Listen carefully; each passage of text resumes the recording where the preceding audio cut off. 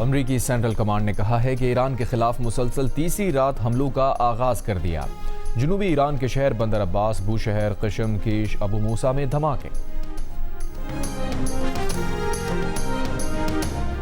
ایرانی میڈیا کے مطابق ایران نے کروز میزائلوں سے امریکی بحری جہاز کو نشانہ بنایا۔ ڈرونز کے ذریعے کویت میں امریکی فوجی تنصیبات کو نشانہ بنایا۔ آبرائے ہرموز میں خلاف ورزیوں پر کئی جہازوں کو نشانہ بنایا۔ عراق کے شہر اربیل میں ایرانی کرد اپوزیشن گروپ سے وابستہ مقام پر میزائل حملہ۔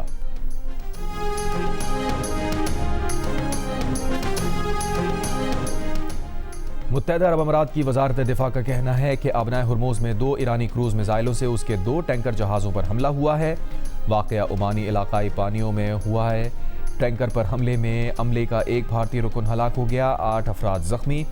دونوں ٹینکرز میں لگی آگ پر قابو پا لیا گیا۔ کشیدگی میں اضافے کے جواب میں کارروائی کا مکمل حق محفوظ رکھتے ہیں۔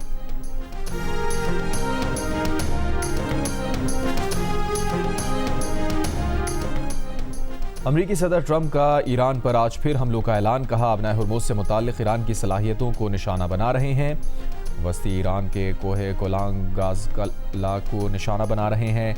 ایران مفاہمتی یادداشت ایک آزمائش تھی، ایران نے اس کی پاسداری نہیں کی۔ ایران سے ڈیل ممکن ہے، بمباری سے زیادہ ایران کی ناکہ بندی فائدہ مند ہے۔ ٹرمپ کا آبنائے ہرموز کی دوبارہ ناکہ بندی اور آبنائے ہرموز سے گزرنے والے تمام کارگو پر 20% کی شرح سے فیس لینے کا بھی اعلان، کہا آبنائے ہرموز میں جن ممالک کے تحفظ میں ہم مدد کر رہے ہیں وہ ہمیں اس کے اخراجات کی ادائیگی کریں۔ امریکہ کو آبنائے ہرموز کے محافظ کے نام سے جانا جائے گا۔ ناکہ بندی صرف ایرانی بحری جہازوں اور ان کے گاہکوں کو روکے گی۔ ایران کے علاوہ دیگر ممالک کو آبنائے ہرموز آزادانہ استعمال کی مکمل اجازت ہوگی۔ امریکی سینٹ کام کا کہنا ہے کہ پاکستانی وقت کے مطابق 15 جولائی رات 1 بجے سے آبنائے ہرموز کی ناکہ بندی شروع کرنے کا اعلان کر دیا۔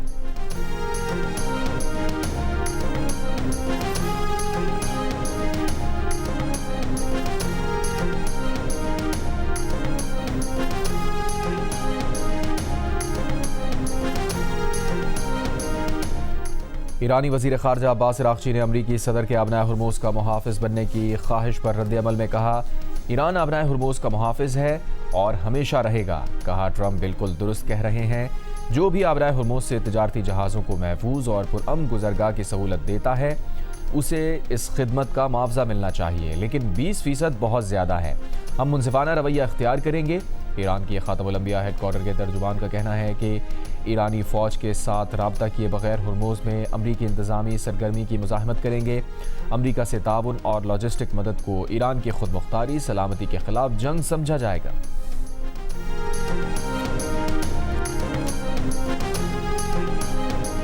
عرب امارات میں امریکی سفارت خانے نے 15 جولائی تک کونسلر اپائنٹمنٹس منسوخ کرنے کا اعلان کر دیا۔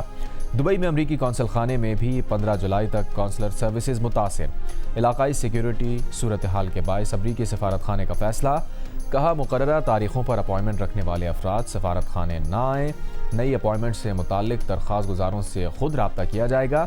عرب امارات سے غیر ہنگامی امریکی سرکاری عملے کو باہر منتقل کر دیا گیا۔ امریکی سفارت خانے کے مطابق معمول کی تمام امریکی ویزا سروسز تا حکم ثانی معطل رہیں گی۔ پاسپورٹ اور دیگر ہنگامی کونسلر خدمات ای میل کے ذریعے فراہم کی جائیں گی۔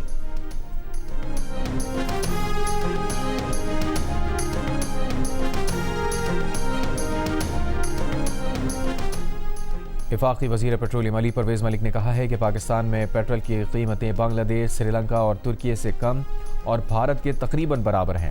آبنائے ہرموز کی دوبارہ بندش سے عالمی توانائی منڈیوں میں غیر یقینی صورتحال پیدا ہوئی۔ پیٹرولیم پرائسنگ کمیٹی کا آئندہ اجلاس حتمی ہوگا، جس کے بعد سفارشات وزیر اعظم کو پیش کی جائیں گے۔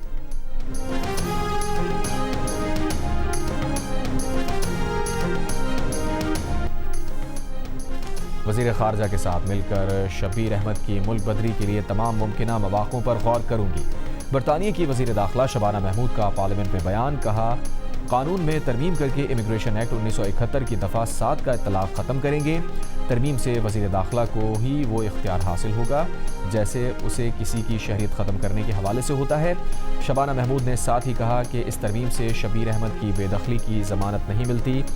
معروف تھنک ٹینک چیتھم ہاؤس میں پاکستانی امور کی ماہر ڈاکٹر فرزانہ شیخ کے مطابق شبیر احمد کی پاکستان بھیجنا نوآبادیاتی تکبر کی علامت ہے۔ کم عمر لڑکیوں سے سنگین جنسی جرائم میں ملوث شبیر احمد کو جمعرات 2 جولائی کو جیل سے رہا کر دیا گیا تھا۔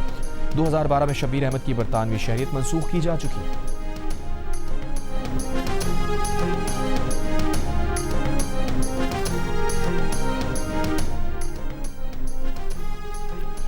اقوام متحدہ کے 3 خصوصی نمائندوں کا بھارت کو انتخابی فہرستوں سے ووٹرز کے نام خارج کیے جانے پر خط۔ نمائندوں نے بھارت سے انتخابی فہرستوں سے لاکھوں نام حذف کیے جانے کے الزامات پر جامع جواب طلب کر لیا۔ بھارت سے مذہب اور نسلی بنیاد پر حذف کیے گئے ووٹرز کا تفصیلی ڈیٹا طلب کیا گیا۔ خط میں کہا گیا ہے کہ مغربی بنگال میں تقریباً 91 لاکھ نام انتخابی فہرستوں سے حذف کیے جانے، 12 ریاستوں میں تقریباً 5 کروڑ 20 لاکھ نام حذف کیے جانے کے الزامات سامنے آئے ہیں۔ ووٹرز فہرستوں سے ناموں کو بڑے پیمانے پر حذف کرنے سے اقلیتیں خصوصاً مسلمان متاثر ہوئے۔ اقوام متحدہ کے نمائندوں کا مسلمانوں کے خلاف نسل پرستانہ رویے پر اظہار تشویش، کہا انتخابی عمل میں امتیازی سلوک نہ ہونے کی تفصیلات فراہم کی جائیں۔ بھارت سے انتخابی فہرستوں کی نظرثانی کے عمل میں شفافیت اور غیر جانبداری یقینی بنانے کا مطالبہ۔ نمائندوں نے اپیلوں، اعتراضات اور ان کے فیصلوں کی مکمل تفصیلات طلب کر لیں۔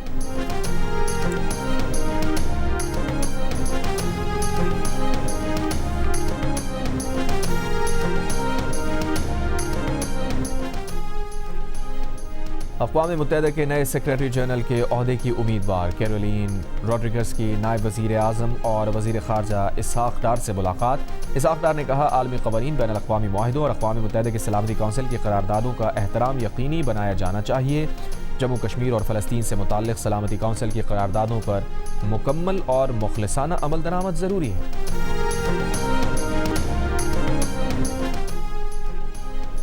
خیبر پختونخوا حکومت کا پنجاب حکومت پر گندم کی ترسیل کے لیے راستہ بند کرنے کا الزام۔ وزیر اطلاع شفیع جان کا کہنا ہے صوبے کو 38 لاکھ میٹرک ٹن گندم کی کمی کا سامنا ہے۔ پاسکو سے 1,75,000 میٹرک ٹن گندم کا معاہدہ ہوا تھا، لیکن صرف 25,000 میٹرک ٹن گندم ملی۔ پنجاب حکومت نے راستہ بند کیا ہے۔ پنجاب کی گندم سے ہماری ملز چلتی ہیں، عدالتوں کو بھی اس پر ایکشن لینا چاہیے۔ مجبور نہ کیا جائے کہ ہم کچھ ایسا قدم اٹھائیں کیونکہ ہماری گیس سے ان کے کارخانے چل رہے ہیں۔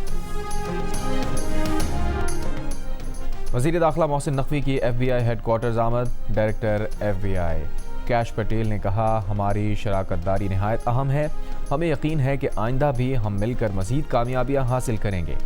پاکستانی وزیر داخلہ کی میزبانی کرنا باعث اعزاز ہے۔ ایف بی آئی خطے میں امریکی مفادات کے تحفظ کے لیے ان کے تعاون کو بے حد سراہتی ہے۔ ملک کے اندر اور باہر سائبر تحقیقات کے لیے وسائل کی فراہمی اور خصوصی تربیت پر بھی گفتگو۔